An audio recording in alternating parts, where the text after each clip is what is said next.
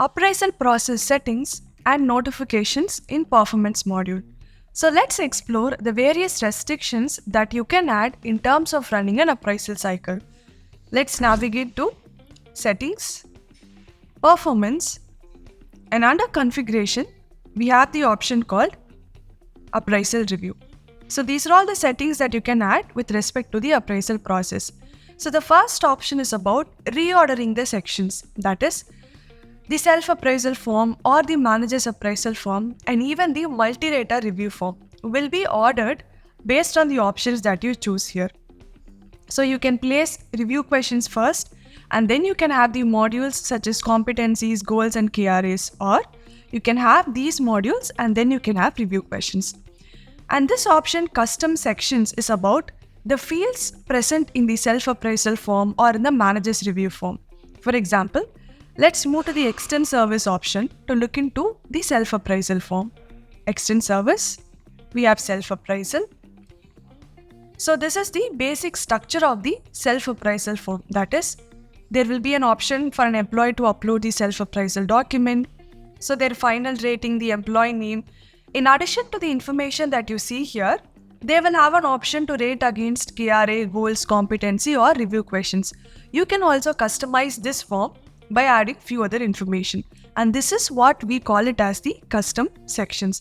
So do you want this custom section to be present at first? And then you can have the list of modules like KRA or goals. The next option is you can have KRA, goals, review questions first, and then at last you can place the custom section.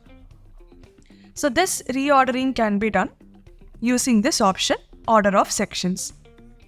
And then we have an automation based on employee feedback. When you're creating an appraisal cycle, there was an option where you can collect feedback from your employees once the results are published.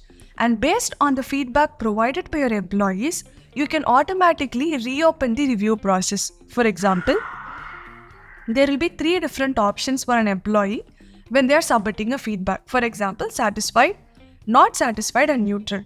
If you wish to change this terminology, you can change. And there we have this button, reopen review. Enable it.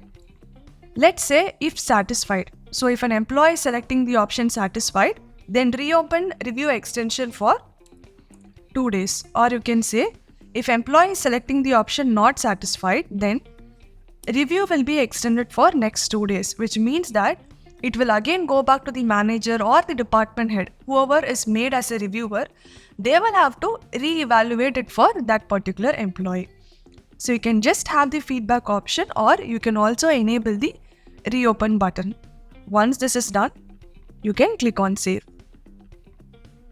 And next setting is about salary hike.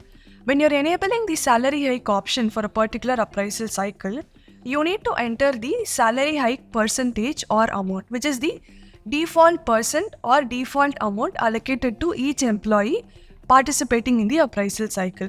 So the amount or percent will be determined by the option that you select here. So if you go with the option percentage, then when creating an appraisal cycle, you will be able to allocate only in terms of percentage. And then we have multi-rater review types. So when the admin, manager or the employee is doing the multi-rater review selection, they can assign a multi-rater review type along with the employee name. So whether this employee belongs to category senior, manager, peer or junior. You can also add other types based on your organization's preference. And then the settings are related to normalization. If you have enabled normalization process for a particular appraisal cycle, the admin is going to do the process of normalization. When this is happening, you can make the option reason as mandatory. So first is enable reason. For example, if admin is trying to change the rating from outstanding to excellent, what is the reason for doing it?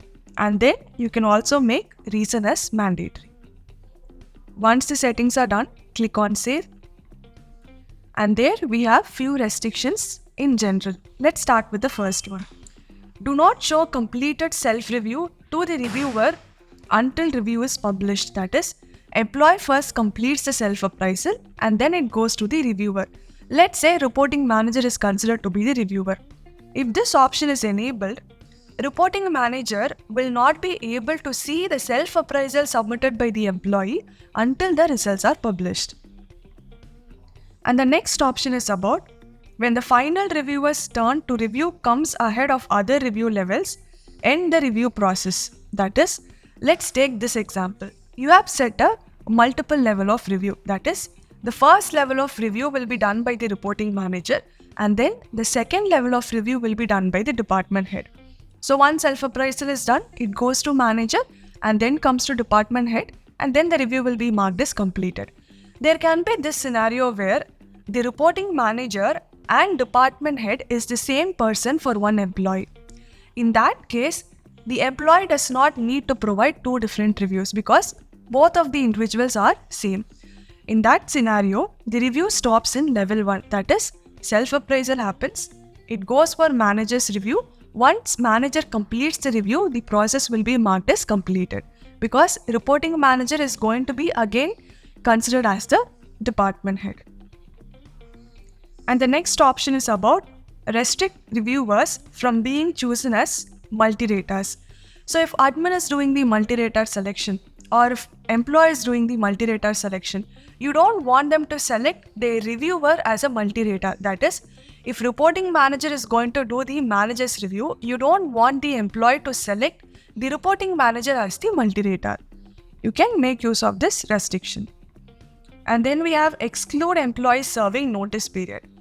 So there is an employee status in the employee master form where you can mark an employee as serving notice period. And whenever you are initiating an appraisal cycle, you want the system to automatically exclude employees who are serving notice period. If that is the condition you want to implement, you can enable this option. And finally, we have this button, allow module ratings to be displayed within mail merge templates. So using mail merge templates, you will be able to generate letters. For example, you want to generate a salary revision letter or just an appraisal letter. And in this letter, you want to include module-wise average. That is, for goals module, there will be an average score. For KRA module, there will be an average score. You want to use this average score in your appraisal letters. If that is the case, you can enable this option. Once all the conditions are enabled, you can click on save.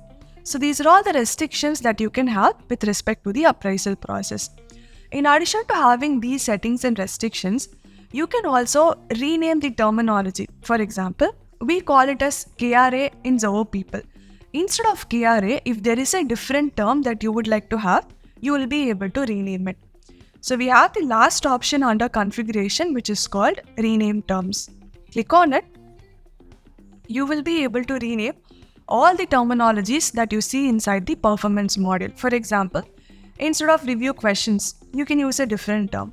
Instead of multi-rater review, you can use a different term. So wherever there is a term called multi-rater inside this performance module, it will be replaced by the option that you add here. So this is about renaming the terms inside the performance module. So these are all different settings and restrictions that we have. Now let's move on to notifications. So navigate to automation, and there you have system defined notifications. So you will have notifications related to hike, goals, self-appraisal, multi-rater review, and manager's appraisal. And these are all predefined workflows or predefined email alerts. So your job is just to go through each of these notifications, and you can enable or disable the ones based on your organization's preference. This is about various settings and automated notifications available in the performance module.